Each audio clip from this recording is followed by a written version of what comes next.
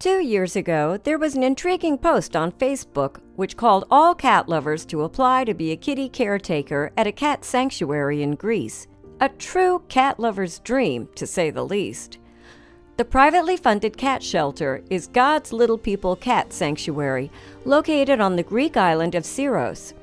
At the time, it was in search of someone to take over the responsibilities of caring for the cats. The post came after Joan Bowl and her husband Richard, who run the nonprofit, wanted to take a break. However, they needed someone to look after the 55 cats that the couple had managed to rescue throughout the years, according to Insider. Understanding that it probably sounded like a too-good-to-be-true offer, she posted to Facebook, "This is genuine and not a joke. Friends, please feel free to verify." Hello, wonderful people. I'm Gail Cruz from Wonderbot Animals.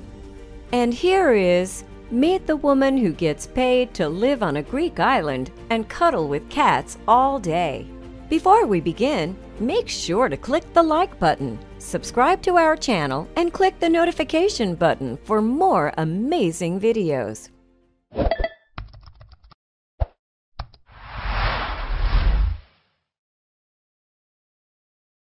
Joan was a former businesswoman who is also an artist. She and her husband were both in search of the perfect candidate, someone who was a mature and genuinely passionate cat lover who knows how to handle many cats and would love their company, as well as someone who possessed cat whispering skills.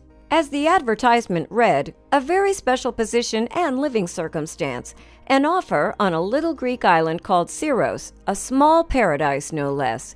A mature and genuinely passionate cat lover who knows how to handle many cats and would love their company. I'm looking for someone who can take over the daily running of my Greek cat sanctuary in my absence. You will have 55 cats in your care and need to be able to overview them all and feed and medicate.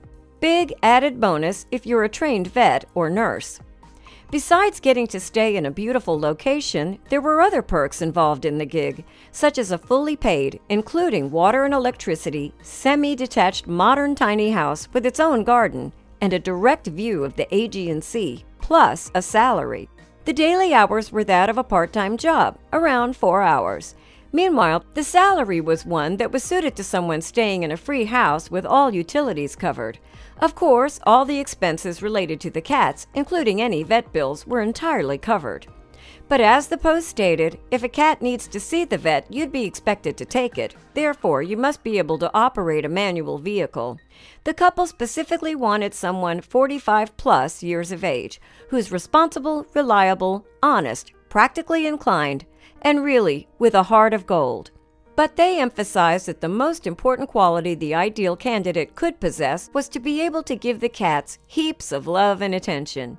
As soon as the offer went live, it became a viral post, leading Joan to spend the next several months receiving daily emails, between 1,000 to 1,600 emails a day. Of course, Joan stressed that it wasn't to be viewed as a dream job, since it did require someone to be okay with scooping up poo from the litter boxes, picking up vomit, and making any tough decisions over gravely injured or sick cats. However, the applications continued to flood in, so Joan needed to get the help of several friends to sift through the applications in order to review all of them and narrow them down. According to the Washington Post, it was 62-year-old Jafine Telson from California who was selected as one of the finalists out of more than 30,000 applicants. Jafine had a push to apply after her husband sent her the ad saying, "Jafine, this job has you written all over it. Are you going to wait until you're too old to try to access your dream?" Jafine had a record 21-year experience running the Santa Barbara-based Rec Cats, an organization that takes in strays. Her work with this establishment definitely didn't go unnoticed by Joan while reviewing the applications. It got her the job. As Jafine wrote in her application letter to Joan, she revealed how she had managed to place 3,000 cats and kittens in homes.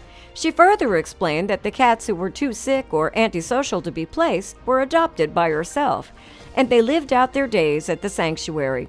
Some of those cats included 4 leukemia patients. Jafine further wrote, "I believe that every life is precious and worth saving." Jaffine's application stood out so much to Joan that she actually made a journey to Santa Barbara just to meet her in person. There was an instant connection between Joan and Jaffine, and the other way around, said Richard. It turned out that Joan and Jaffine had a lot in common. Just like Joan, Jaffine was also an artist, and both women had never had any kids of their own. Jaffine stated, "It was just a match made in heaven." When Jaffine went to Greece, her love for cats and her dedication to helping the cats in need didn't let up. In fact, she even admitted that she didn't enjoy her stay in Greece the conventional way, but instead did it the way she knew best. As she said, "I didn't do all the tourist stuff on the Greek islands. I separated myself from the tourists and walked up and down the streets looking for kitties. I thought, there's just so much to be done here."